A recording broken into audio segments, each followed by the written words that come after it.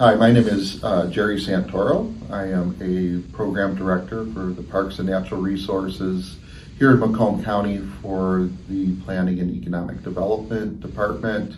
And our role is basically to assist all the local governments with all the federal, state, philanthropic programs that get passed down to the local level, as well as taking the concerns of the local level agencies and then bringing them back up to where some of the funding opportunities or regulation might be. We also look at regional planning, and a lot of that, entails the Clinton River and its different branches here within Macomb County, as well as Lake St. Clair and some of the coastal tributaries. Mm-hmm.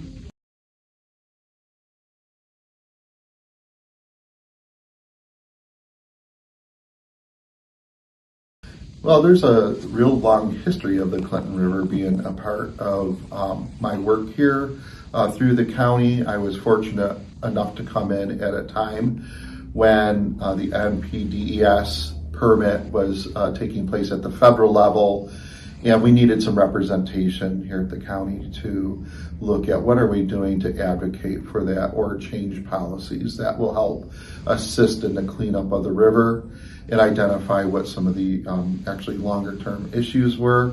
And it was really sort of on the forefront. Right when I started here is when that was sort of coming into play.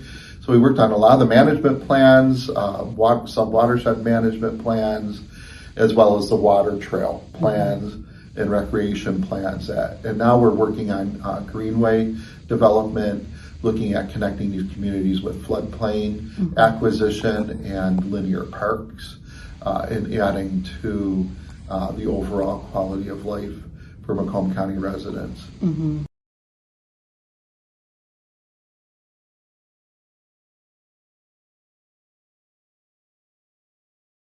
Clinton River was considered one of the most polluted in the entire Great Lakes region. It had, I think, the highest population measured in at least the state of Michigan. And so there were some really dramatic issues involved with the lake. And our concern was that it had been ignored for a half a century, in essence, where it wasn't used for trade anymore or for those purposes. But really what we saw was that it had become like a dumping grounds. And then we had things like emerald ash borer and some of these other issues with just the log jams. We call it woody debris management now. But I mean, you could literally measure these things in acreage, the backup that we saw in some parts of the river. And so that was our major concerns. Like, this seems so monumental. Will we ever get there?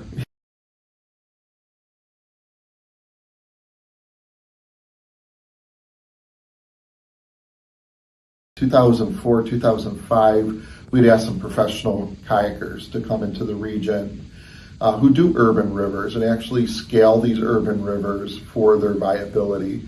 And they put in over by Yates at DeQuinder, and they did the whole area through Shelby Township, which has a lot of real twists and turns. It's a rapid river at some points, has a lot of really technical areas. But all the way down to Utica, which we thought, okay, this is where we got potentially some white water and some rapid area, so it might really play well for, an urban river having some of that exciting type of water. And we knew that once it got to Utica, it flattens out. It would be a really excellent river for paddling long term.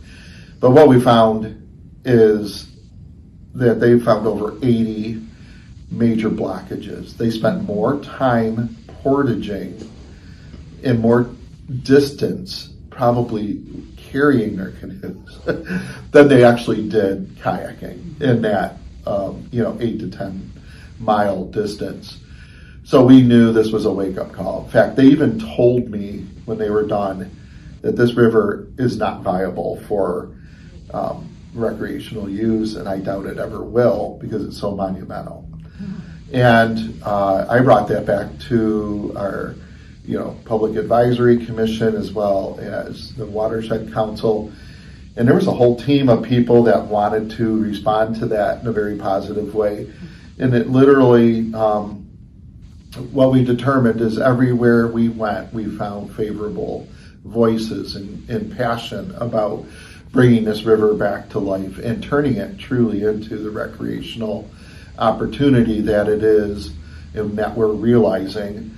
And it's pretty amazing the army of people that came together in agencies at every level, federal, state, local, philanthropic, and even some of the regional stuff like through SEMCOG. So we saw a lot of people come together to try and find these solutions. And I think that one of the most exciting things I've ever seen in my entire life is to see some natural resource like this in the middle of one of the most urban areas of, the state of Michigan turn into a really viable resource for people to use. Mm-hmm. Because we knew that innately the river was beautiful. Mm-hmm. It had an extraordinary amount of parkland adjacent to it because it was the former Rochester Utica State Rec area. Mm-hmm. Each of those local governments like Rochester, Utica, Shelby, mm-hmm. even parts of Sterling Heights had to turn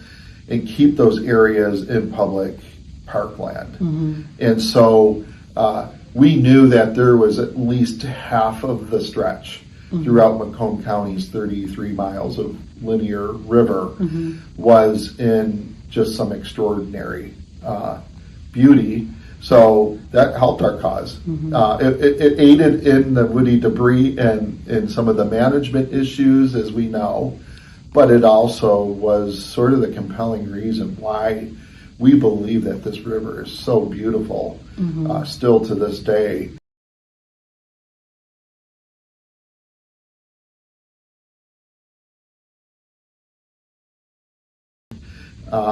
Because it's become a hot topic and an issue that people, throughout its watershed are really, well versed upon. Mm-hmm. So what we're doing is we're responding to that, and the local governments are putting the investment, mm-hmm. as well as our public works departments, mm-hmm. to do the right thing, and that's to really turn this natural resource back into a really pristine potential. Mm-hmm.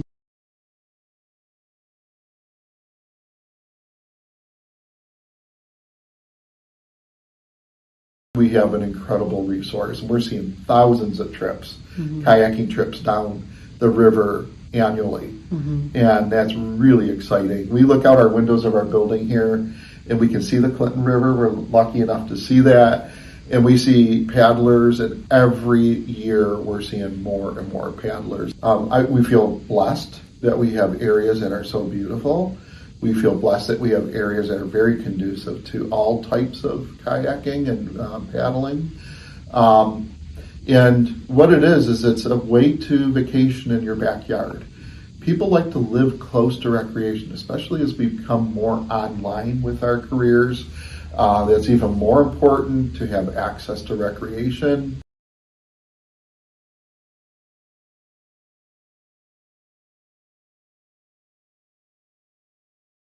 So we're seeing just incredible major changes to the way we look at this river, from it being just a dump back when I started here being one of the most polluted to now the community's actually focusing their planning on towards the river. Mm-hmm. And they're serious about the long-term longevity of the beauty of this river and how do we enhance it. Mm-hmm. So that's exactly what we want. It's the ownership of everybody who not only lives here, but governs it, but also those who visit it, and so we're hoping that it becomes the magnet in Southeast Michigan of the most easy to access river mm-hmm. for a casual day on the river, mm-hmm. and in getting to experience the type of, environment and wildlife and nature that we see, along our banks. Also about the ownership. Mm-hmm. I'll go back to that 100 times. I think that people now believe they own this river as a resource in their communities, mm-hmm. and that's the victory right there. That's the success. I think that will be passed down, to new generations, and I think it's only going to get better from here on out.